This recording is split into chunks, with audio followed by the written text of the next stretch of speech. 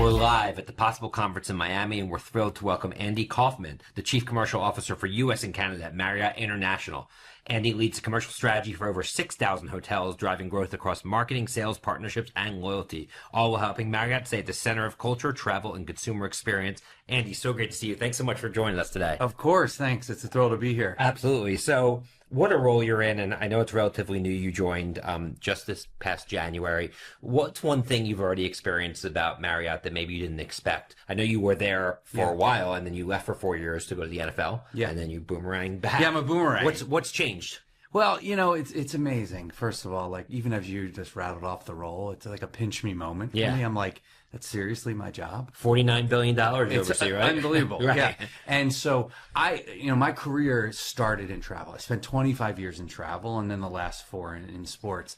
And when you work in travel, it just like gets in you. Yeah. It's so like this notion, we call it internally, the company, spirit to serve. It's this like idea of hospitality and being kind and working together. And not to say that the NFL didn't have that, but once it's in you, when you have it, you just want more of it. Yeah. And when I had this opportunity to come back and look at this role, which basically pulls all commercial services together, full top line responsibility, I literally could not say no. It's been a dream come true. Right. It's interesting about the boomerang, right? You were there for a decade. Yeah. You left for basically half a decade, and now you're back. Did you ever think you'd be coming back to Marriott after you left? You know, my philosophy is very clear. You finish as strong as you start. So you have that option open for the future, and you never say never. I knew when I went to the NFL that was literally a dream come true. It's ironic because I just described this job as a dream come true, but like the NFL was amazing. Mm-hmm. But as I looked at my career progression, I looked at what's happening to the marketing space, specifically what's happening to the CMO. And I'd had discussions with my past boss, with mentors and the like about my progression to CMO. And I said, you know, I'm not actually sure a CMO is going to exist in 5 years. Why is that? I think marketing will exist, but I think what's happening, and it's predicated by this notion of like performance marketing, changing really the definition of a CMO. Data and performance and everything versus advertising, data sciences and attribution and measurement, everything that goes along with that. But also, I had this when I was at Marriott before, and I have it now, the marketer with Google and some of the major distribution channels that are, quote, performance marketing, become the largest sales engines for the company. Right. And so this notion of like marketing and sales being two separate teams. Right. No, it's just like a false prophecy in many ways. Well, it's about brand. I think the reason it was originally set up is because brand was important. I know it still is important. Yeah. Maybe not as much for a company like Marriott, which probably has like 99% unaided awareness. Well, we do, but we also have 36 brands. Right. We have a challenge of making our customers and our future members and our current members really understand how each brand is different. But even more than that, like, you know, you bring up brand and you get into that brand versus performance argument, which I think is crazy. You know, I was having a conversation with someone yesterday, and they asked me, like, what do you think of this in your new role? And I said, well, it brings it all together where actually that debate goes on in my brain. Right. And I'll tell you, the debate is really clear. It's not one or the other. It's clearly an and. Let me ask you a question, though. Yeah, please. So say you have an opportunity to buy, I don't know, a set of billboards along I-95, right? We're here in Miami now, so it came to mind, right? Or you could spend money with Google, like driving leads, the bottom line. Like, a case be made that if every time you in a chief commercial officer role is thinking about revenue, is thinking about just the performance and bottom of the funnel, and the billboards stop, especially in the context of all the brands you oversee, over time the brands will erode, but the nature of your role has you so much more focused on those results quarter by quarter that it could potentially erode the brand over time. How would you respond to that? I think that's accurate. I think that's the trap that marketers can fall into. Yeah. I think there's been so many case studies done on, you know, in downturns, if you spend for the short term only, you come out weaker. Whereas if you spend for the short term and the long term, statistically, it's been measured through pandemic and every downturn before that when you invest in both building a brand as well as short term performance, you come out stronger. Right. You know, I think a perfect example of that is if you think about paid search as like the ultimate performance channel, Google learned this early on. It's why there's a quality score built into the algorithm. Yeah. That basically says brands people know are going to get more clicks, and thus they're going to make more money from a CPC basis, and thus they're also going to convert better. So creates a better consumer experience too. Totally. Yeah. And so I think it's just a fault. Now, in my role, I have to debate that. Yeah. I have to figure out the right mix. It's not one or the other. Where that line is, that changes. It does. But it changes based off of the environment that you're in and really what your performance is. Yeah. So you mentioned, how you oversee a portfolio of brands.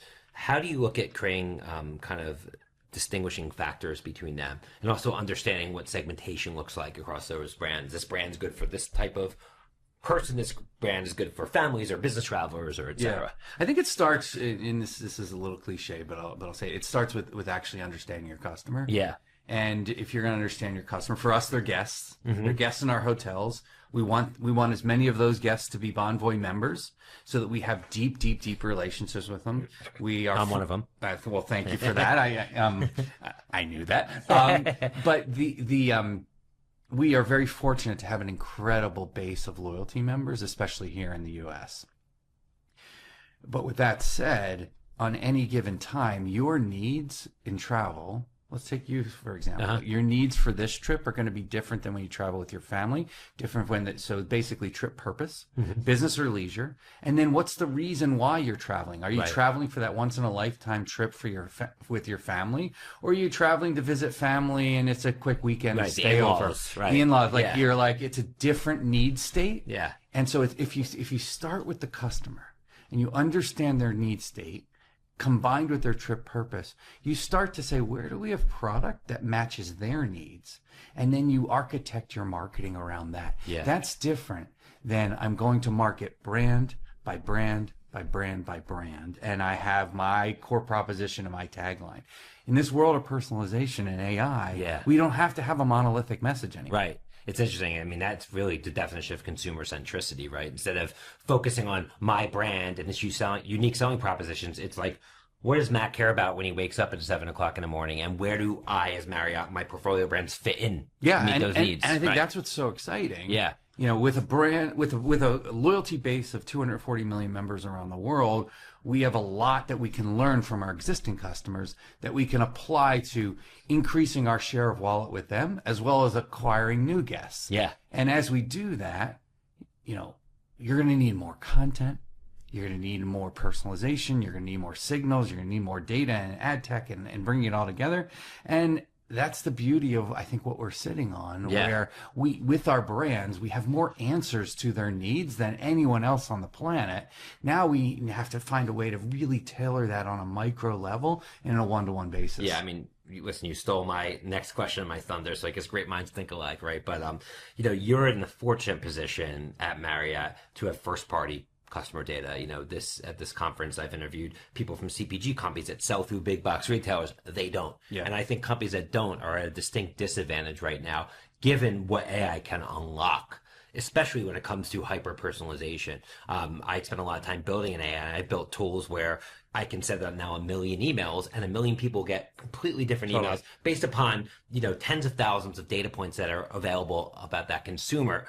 Your ability to do that based upon the history of where they stayed and all the other information I'm sure you collect really should unlock just incredible ways for you to really understand the customer on a unique level and unlock some of that personalization that we were just talking about. Absolutely. Yeah. And my philosophy on this has changed over time.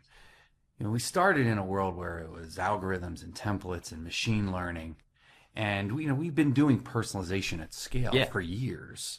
But now the ability to generate the creative in billions of permutations on the fly is really phenomenal. And I think that's another unlock. The other thing I think about often is, if you think about marketing as marketing versus marketing as a service, and in the same way that in our hotels, we train, let's take the Ritz-Carlton as an example. We train the ladies and gentlemen at the Ritz-Carlton on something called anticipatory service. Listen, anticipate, and then provide a service that exceeds the guest's expectations. That same philosophy should be applied to marketing. Yeah.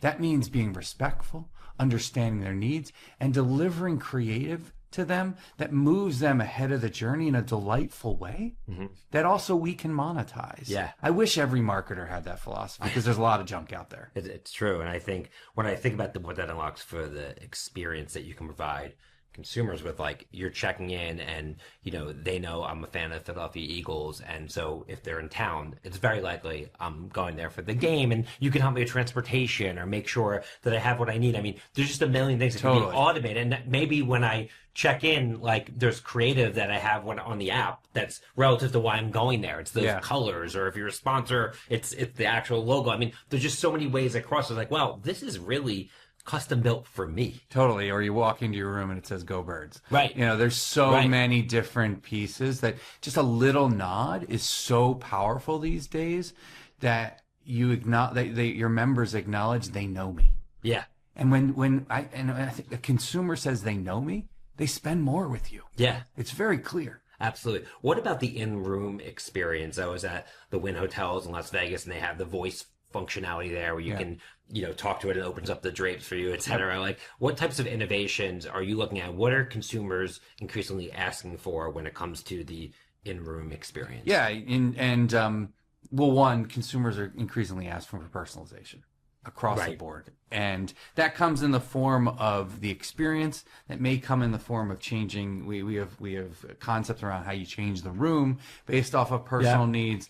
Unlike the Wynn, we have to scale to 36 different brands and 10,000 hotels around the world, and that brings a level of complexity. But it also gives us an opportunity to say, not every that need may not manifest itself in every brand. So I have a peer in the organization who leads our what we call our lodging product model. And not unlike a tech company, she looks at the end-to-end experience across each of the brands on the development, the operations, the support, understanding the customer needs, and how you want to change that. Now, she oversees it for all of the brands, and so she can say where are the swim lanes to fulfill on that need in the luxury space. It might be different in the select space, but ultimately it comes back to the same need. How it manifests itself may be different. Yeah. I'm guilty of doing some pretty dirty things to the backs of the TVs so I can connect my laptop so I can watch the game. Yeah.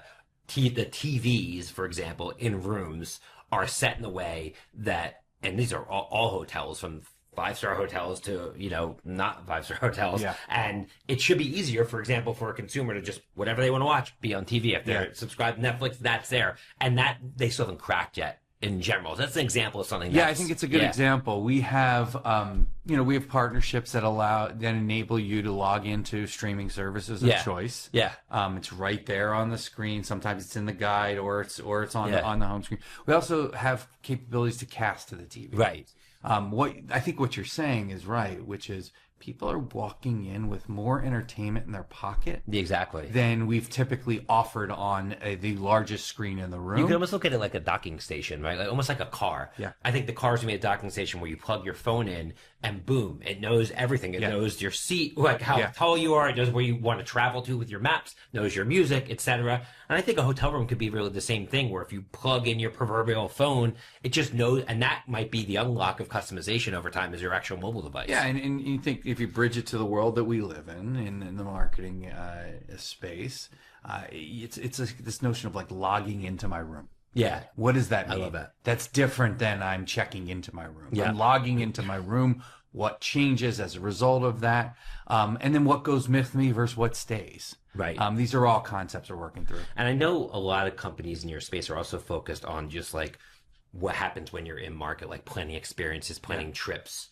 when you're there. What sort of work are you guys doing in that realm? Yeah, I mean, so first, the fact that we are in more places gives us this like authority as local experts. Yeah. We live in the cities that you're going to, and we do so in a way that isn't that is certified, not just some person off the street who you may be sharing a room with. Yeah. And so that lends itself to credibility, safety, but also this reliability that you can. The app, you can. There's some functions in the app. You check into your room. You can talk to the concierge through the app. You can be connected. You can get recommendations. You can sign up for more and more in hotel as well as local area activities, and that becomes really your your remote control Right. to your experience. Yeah. We do not think about ourselves as just a lodging company. Right. We think of ourselves as delivering travel experiences to our 240 million members in tens of thousands of destinations around the world. Yes, the hotel may be a launching pad to that, but while you're there, it may be a meeting. It may be to tour the city for the first time, or it may be to see friends and family. This is that different, back to the trip purpose. Yeah. We need to make that a better experience regardless of what your trip purpose is. So in that regard, like obviously a lot's being spoken about at conferences like this conference, a possible conference about agentic AI. And I just read this morning that now ChatGPT is rolling out a shopping engine, and now, you know, which if I'm Amazon, is that doesn't mean, I mean, Amazon's a great company, but now all of a sudden, if you're using it more and more for searching and it knows your history, maybe it can go find things for you and skip that layer over time. And when I look at Marriott, I mean, I think you have an opportunity to also, you know, be that travel agent almost, where if I'm most people probably start with the hotel first. So is there any reason why that can't be your agent, your travel agent, so to speak? Yeah, and we're experimenting with all those things. Yeah. It's early days, of course, but there's a lot of security that you have to get built into it. There's we've tested, for example, with our Homes and Villas product, we've tested a number of different AI searching capabilities. We've learned a lot about what people search for, what's inappropriate searches, what actually creates liability for us, so we be very careful about, but also what human behavior looks like. Yeah. So that becomes a bit of a test bed for the mothership, so to speak. We're also so. By the way, I think the agentic AI is going to change. It's going to revolutionize so much. It's very easy to look at it solely as what it's going to revolutionize for us as travelers. But as we look, we're doing a lot of pilots on how it's changing how we sell. How do I get my salespeople freed up from processes and like repeatable and finding those nuggets that I want them to follow up on, spending more time with customers, you know, freeing up to improve their conversion in the same way that you would apply performance marketing to a marketing team, right? And optimize that funnel. We're doing the same for our sales team. And I'll tell you, it's freeing up a ton of bandwidth. We're taking disparate data sources, putting an agent on top of it. The analysis that comes out of it like that, incredible. It's unbelievable. It really is. What do you think upskilling looks like for employees in the age of AI? What are some areas you think your team should be leaning more into to future-proof themselves? Yeah, I think it's the right question. I mean, the path is not totally clear for me, but I'll tell you what we're doing is we're leaning in. It's like a test and learn. You know, if you're scared of it, then you've already lost. Yep. A lot of people talk about AI. How many people are actually using it? Right. Or building it. We just had a big team meeting where I pulled together leaders across my organization. Inside of those 2 days together, I actually had a workshop around using AI. One of the most savvy guys on our team did a workshop, and every single one of us was in there. It was consuming documents for us. It was analyzing it. It was giving us business recommendations to just be like, wow, this works incredibly fast. Look, I think what's the phrase you hear a lot, that people aren't going to be replaced by AI. They're going to be replaced by people coworkers that know how to work with AI. AI is not going to take your job. Someone understands AI. Perfectly said. Yep. And I think that's right. And so we're leaning completely into that, and we're already seeing the early stages. The other thing we're doing is like, perfect gets the enemy of good here. I said to the team, I'm like, we're not building like this massive, AI solution. I'm like, build a small agent. What can you do in a day? And that work that you do in a day is creating hours and hours of savings for 100 people. And by the way, getting them to the right answer, that needle in the haystack, faster. Yeah. So let's keep doing that. Yeah, absolutely. Shifting gears a little bit to the consumer side of things and just the brand building aspect. Obviously, the consumer's aging, and now your core customer are people who are digital natives, right? And the millennials, not a kid anymore, so to speak, and Gen Z is quickly becoming a core customer and a core business traveler of yours. And they, of course, are the iPhone generation. Yep. They grew up with the iPhone in the household. When they're looking at the iPhone, they're looking at content not from big media companies, but from other people, i.e. creators. What role do creators play in your overall strategy in terms of brand building and making sure that you're capturing mind share of the new consumer? Yeah, creators are a critical piece, and spending time where our next gen travelers, as we call them, are obviously congregating. It's easy to say the TikToks and the Instagrams of the world, but we have to enter that space authentically. Of course. And that's where I think creators come in a very big way for us. We have amazing experiences. Creators love to work with companies that can deliver incredible experiences, and through that they create incredible content. And so we work heavily with creators in all of our brands, as well as a way to amplify our partnerships. And our partnerships are built around people's passion points. Why? One, fits perfectly. They travel. Sports, music, culinary, entertainment, they travel for the fashion, they travel for these things. But also, when you spend time and energy as a brand in those spaces, people want to hang out with you more and spend more with you and be with you more. And so you want to enter people's circles in a pretty authentic way. And I think we're striking a pretty good balance there. Yeah, I mean, I think it's power in the travel space, the creators that is just profound. I would say probably 4 out of the last 5 nice family trips I've taken, the place we stayed was because my wife saw an influencer she follows stay there. I'm sure. And because the influencer doesn't just stay there, they're documenting their trip the whole time. They're in the Caribbean somewhere and they're with their family. And then the person's like, well, I associate with them. That's why I follow them. And now I want that type of vacation. I can see it playing out, which is why content, I think, could be so much more powerful than traditional advertising, because it really is so much more authentic to how a consumer, I think, wants to learn about things in general. Absolutely. And I think you use the word learn. Some of the social platforms, we use Discovery platform as an example. Who doesn't want to discover an incredible travel experience? Right. The data post-pandemic is so clear. People want to spend more on experiences than material goods. Yeah. Across all generations. And with a portfolio like ours, we can benefit from that, but we have to show them those places that they wouldn't necessarily consider. Influencers really help us do that. I wrote about my first book, Youth Nation, status update is the new status symbol. Because it used to be forever cars, houses, watches, sneakers, that was a status symbol. And over time it became experiences where you travel to those incredible things. That's what builds your personal brand, which impacts everything in your life. Travel is the ultimate. Yeah. The ultimate. I mean, it's one of the reasons I came back to travel. Right. Because it's such an incredible, I love to travel. I love to travel with my family, and even my kids. When I took this job, they said, "Dad, we love the NFL, but we love fantastic hotels even more." They win either way, and so they were good. Right. And but it's so true for millions and millions of people, and so we want to make sure we deliver on that. Now, with that said, you started with that the iPhone generation and the younger travelers have different behaviors, and that's exactly right. That's where the app has to come in. Yeah. That's also where the product experience is changing. So outdoors is a big trend. More and more really so we've acquired different brands in the outdoor space.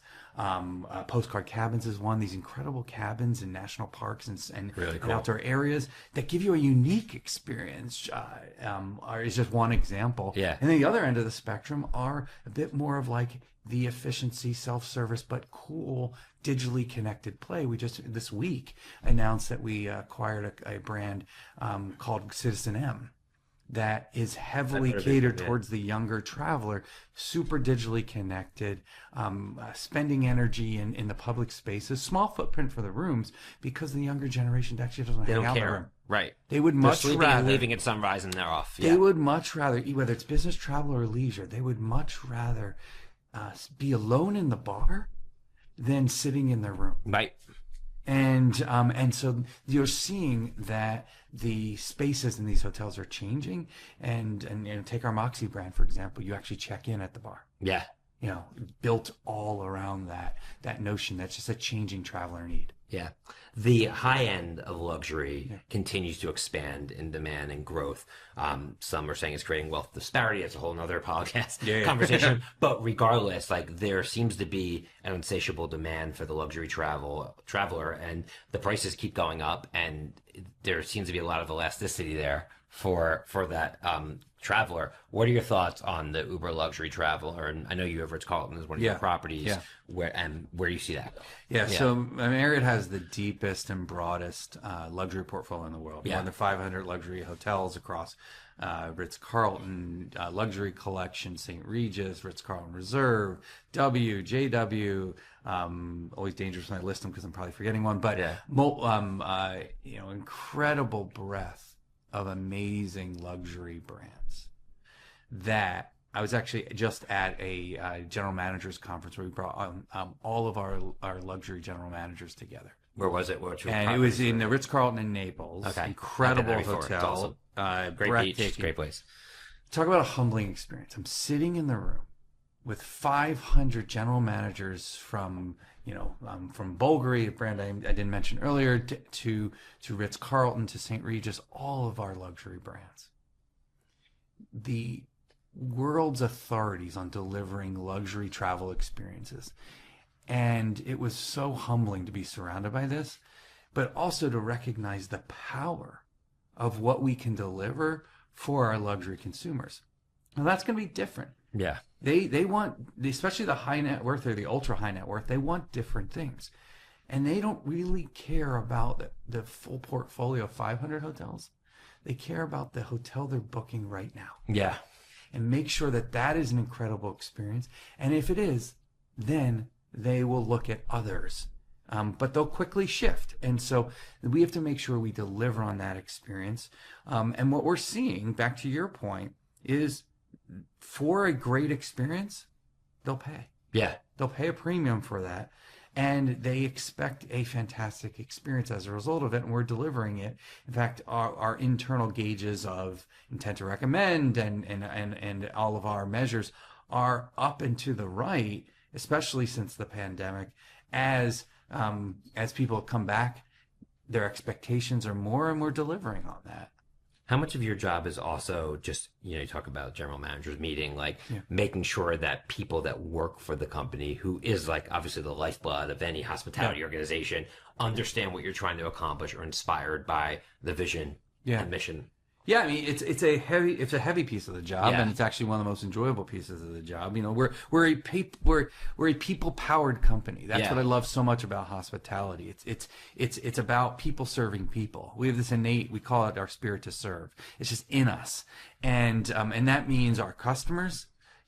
So my sales customers, that means our members, that means also how we're taking care of each other, whether it's our associates, our general managers, our hotel operators. In a world where, for the US and Canada example, the vast majority of our hotels are franchised, it's really important that we spend the time rallying everyone together, being super clear on what our initiatives are, staying aligned on what we want that evolving experience to be, and then how we're delivering value centrally through my organization or any organization to fill those hotels, as an example, to move those brands forward, to make sure that we are selling the right room for the right price and optimizing not just the top line revenue, but the profit for the hotels and our company overall. And so with the scale of what we have, just like the scale of any franchise business, you have to spend a large amount of energy with your franchisees, with your operators, and we do. We have a lot of internal conferences.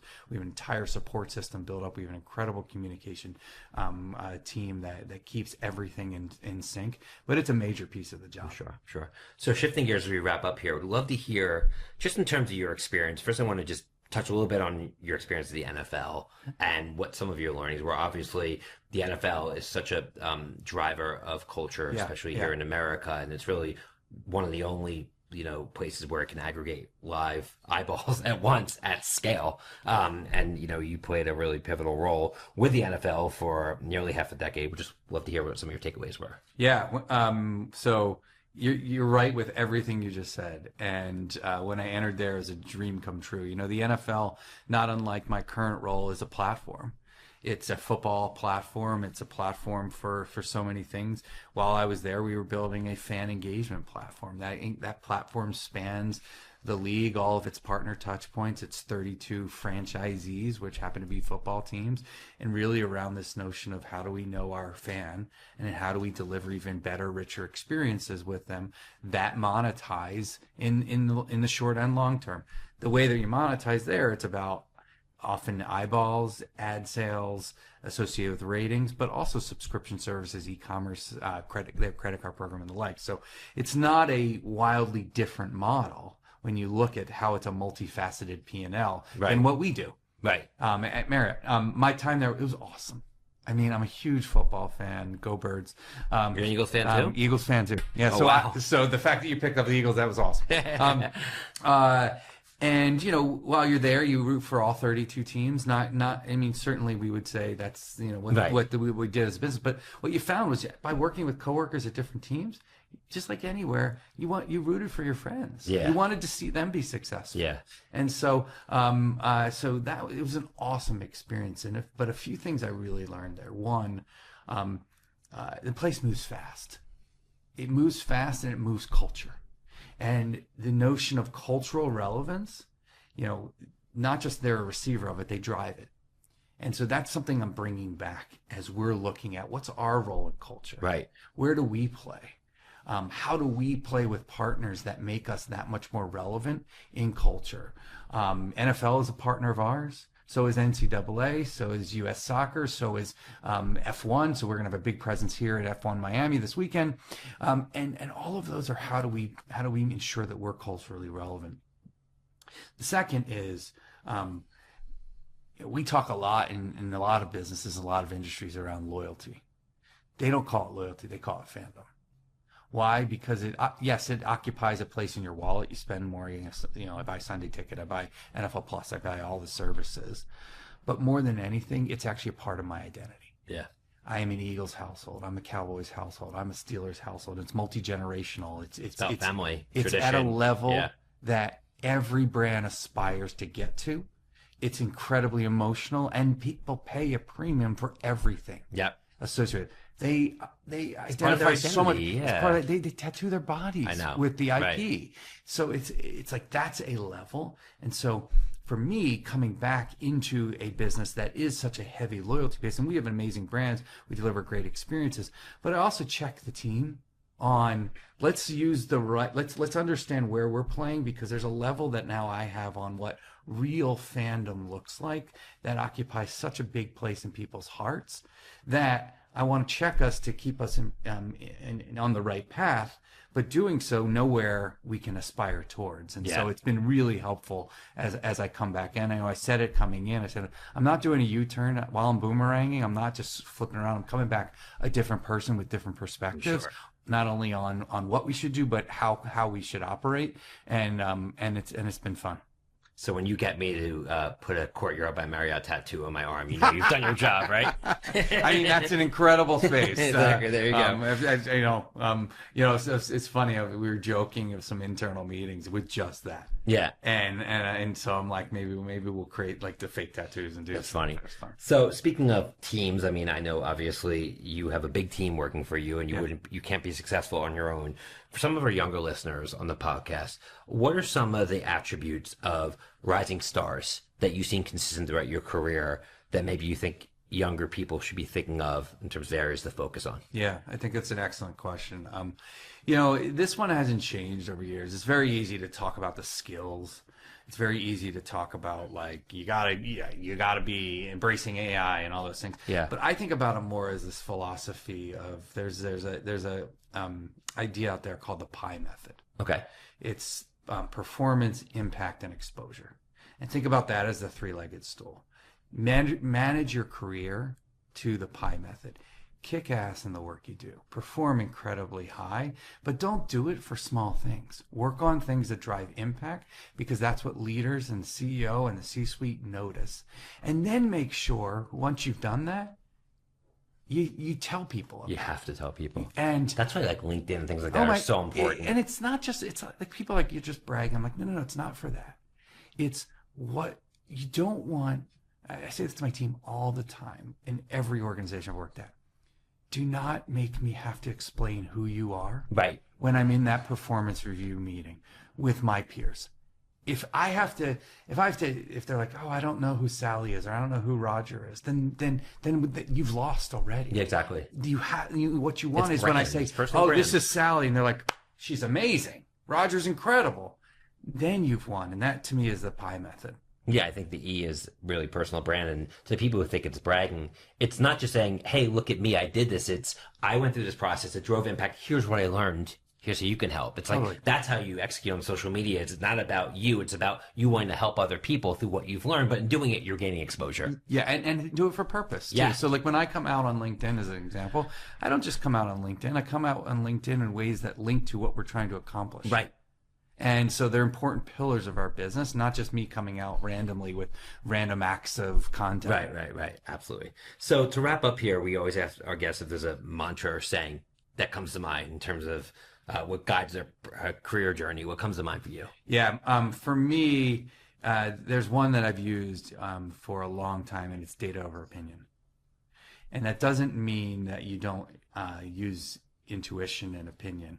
I mean, we're professionals. We're really good at what we've done, what we do. We've gone through years and years and years. But the foundation of what we need to do has to be based in fact, has to be based in opinion, and then take that additional 10, 15%, and layer your intuition on top of it. Yeah, and especially with the scale you're playing at. You have to. That's the only way you can really sleep at night, right? For awesome. sure. Well, Andy, this has been an amazing discussion. I knew it would be, and congrats on the new role and all your success. And can't wait to continue to follow your journey. I appreciate it. Absolutely. We're live here at the Possible Conference in Miami, and give special thanks to our guest today, Andy Kauffman, Chief Commercial Officer for U.S. and Canada at Marriott International, for joining us today. Be sure to subscribe, rate, and review the Speed of Culture podcast on your favorite platform. Go Birds. Thanks again, everyone. See you soon. Bye-bye. The Speed of Culture is brought to you by Suzy as part of the Adweek Podcast Network and A-Guest Creator Network. You can listen and subscribe to all Adweek's podcasts by visiting adweek.com/podcasts. To find out more about Suzy, head to Suzy.com. And make sure to search for The Speed of Culture in Apple Podcasts, Spotify, or anywhere else podcasts are found. Click follow so you don't miss out on any future episodes. On behalf of the team here at Suzy, thanks for listening.